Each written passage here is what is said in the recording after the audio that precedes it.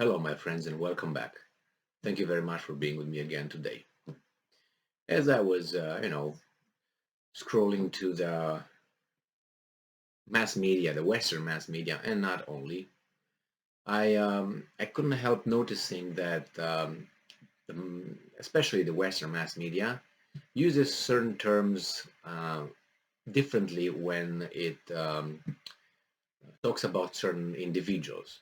So you have individual A that commits a crime and individual B who commits the same crime, and they depending on what the message wants to be sent to us, they will talk about these individuals and their crime in a different way. They will find justification for this one, but for this one, we just go straight to the point and will be very rational. And that is the same outlets. It's not like, oh, these outlets is like that, but this is no, the same outlets talking the same way. And that shows a lot of agenda behind the mass media, obviously, and hypocrisy, and they try to form our opinions as that's their role nowadays. Now, here I will give for this I will give an example, and I will give the example of former Japan's Prime Minister Shinzo Abe, who was killed in front of the cameras. So it was on video. So you saw the victim and you saw the perpetrator. So it's not alleged. I mean, you can't say that the perpetrator allegedly is alleged perpetrator, or the alleged this is alleged to have killed the victim. I mean, what else you wanna see? The guy is on camera shooting, killing the guy. So it's clear. So you can say you should not use, oh, the alleged perpetrator will be brought in front of the, no, he is already a perpetrator, and you know he's over there.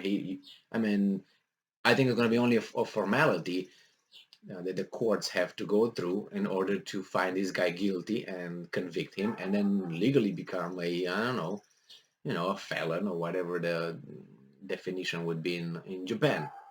Now, I look, for instance, at Putin or the Russian army, how they immediately refer to certain events, and the events possibly perpetrated by certain individuals, immediately with the perpetrator, criminal of war criminal.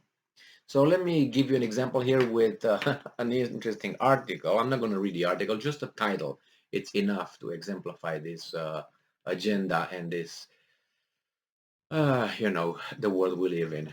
So this comes from Reuters, and it's just a title, and the title, it was 28 minutes ago today, on the 10th, right, on the 10th of July, and this is the title: Abe's murder suspect sent to Japanese prosecutors. Now, I don't want to go into the, how should I put it, in the terminology, the legal terminology of this. He's a suspect. When you're a suspect, I suspect you do that. That means there are uncertainties over there. I suspect you maybe punched that guy in the face. Do you suspect that this guy murdered Abe? I don't suspect. I think I know 99.999, I would say 100%, that that guy killed Abe. So he's not a suspect. I know we can use it as in terminology, victim, suspect. No. But this guy is, I don't want to say even person of interest. You could simply say Abe murder suspect. You can say, no, Abe murder human being or whatever, perpetrator, because it's you don't have any, there's no doubt about it. So this suspect thing or alleged or should not even be in the title or in any when you refer to this individual. Now let's for instance to Bucha or Bucha in and not only that, in any, maybe not any, because I can't speak for each and every incident, but I'm going to use Bucha, or incident in Kiev area. Remember where, when they discovered all that, whatever people dead over there, without any investigation, without any footage, without any, evidence, but the fact that these guys are dead, and those guys were here. There is suspect over there. It's still unknown in that. It's not a direct correlation between the two. They were called, and not only the military who were suspected that allegedly did that, were immediately called criminals, war criminals. So the definition, the terms used were obsolete. There was no doubt in the reporting of the situation. And not only those how do you call them, fighters or the Russian personnel, or however you want to call them, that you don't know for sure if they were and who they were, if indeed were those guys. They jumped immediately to Putin. Now, in order to prove that that Putin is connected with that and he's a war criminal, you have to make a lot of connections, which go like, some of them go like this. This incident occurred. It occurred perpetrated by this group, which is a Russian army. You prove that first, and then how do you prove it? With evidence, and you go and present the evidence, arguments, counter-arguments, and so on. After a court of law decides that, then it goes further and try to make a connection between the group who perpetrated that and the leader, the commander. And if the commander gave the order to do that, then he's a war criminal.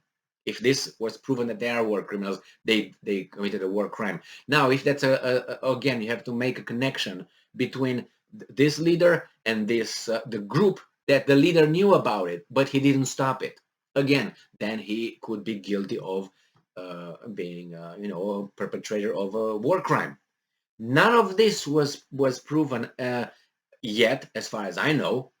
And it was not proven in 3 hours after they discovered that. But in 3 hours after they discovered the Bucham massacre, killing, war crime, I don't want to say war crime because I don't know the circumstances. Massacre, some people were killed. I know if they attacked the Russian troops, would change the whole thing. You see, the whole thing. You say, okay, you find them dead, but you have to find the circumstances. That would change the whole thing. If the Russians just killed them, the civilians, yes, okay, there's a war crime, and what do you do? But what if those guys attack these guys? Let's say they have weapons. Let's say they have grenades. What would the other guys were supposed to do? Wait until they detonate them on them?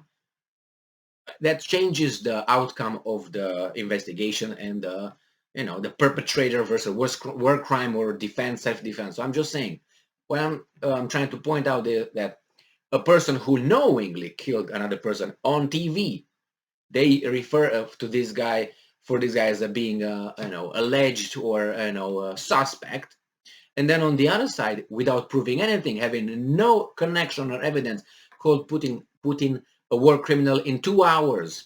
The whole mass media was on it, calling him a war criminal, and Russia were the sponsor of terrorism and so on.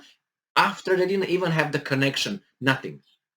So this is something that makes me throw up when I see in the mass media and the free mass media. And really, really, really, I would like to see the people to write these kind of things, and the people who are redacting them and accept, that these things should be put on for us to read. I would like to see those weasels.